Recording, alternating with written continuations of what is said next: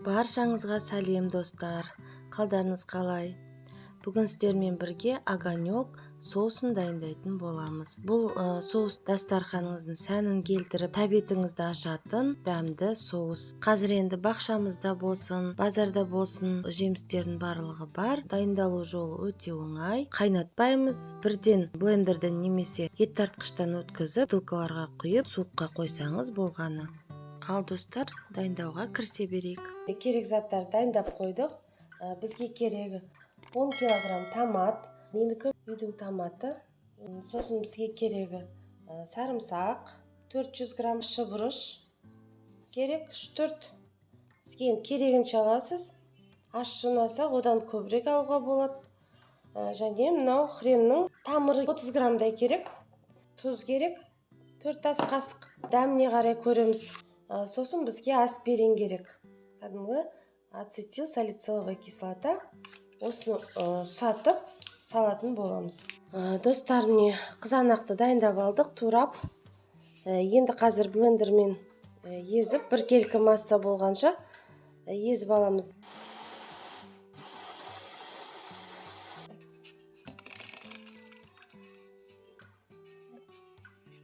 Достар, енді мына 400 грамм сарымсақты, ащы бұрышты, 4 кішкентай ащы бұрыш қостым.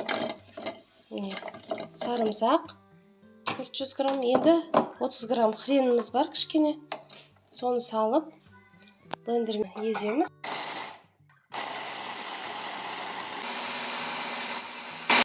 Достар, жақсылап араластырып алдық. Енді қызанаққа араластырамыз қазір. Достар, керемет иіс шығып жатыр. Аппетитті ашады, күшті иістер. Енді мынау езіп алған сарымсақ, хрен, ащы бұрышымызды саламыз. Мына екіге бөліп алдық, өйткені мынаған араластырғанға қиын болып кетті, толып кетті. Мынаған бөліп қиын бірге араластырып қоямыз. Достар, енді мына тұзымызды саламыз. 4 ас қасық тұз. Қазір араластырып, дәмін көреміз. Дәмі шықпайтын болса, тағы саламыз. Жақсылап осылай араластырамыз тұзын. Осылай араластырған сайын көбігі шығып жатыр. Соны ақырындап алып тастаймыз. Қазір енді барлығын біріктіріп, салқын жерге қоятын боламыз.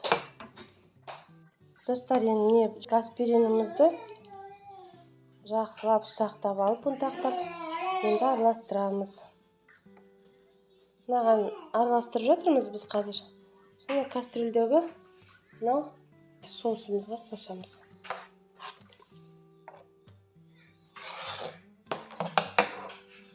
Дәмін көреміз. Аз болып жатса, тағы да тұз қосамыз. Достар, мен дәмін көріп едім, тұзы аз екен. Тағы да салып жібереміз. Өйткені тұз енді әртүрлі болады ғой. Әр жолы әр қалай. Сондықтан міндетті түрде дәмін көріп алыңыздар. Тағы бір ас қасық тұз салдым.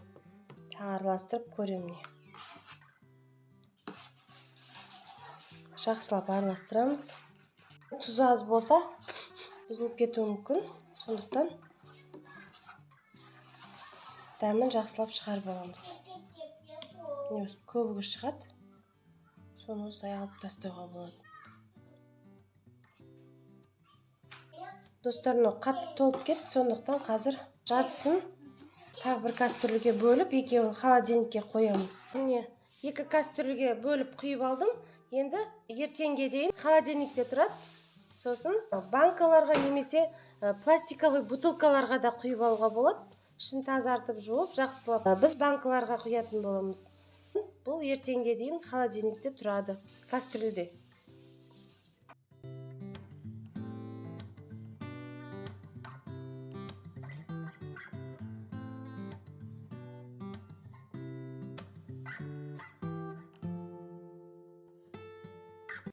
Достар, міне біздің соусымыз дайын болды.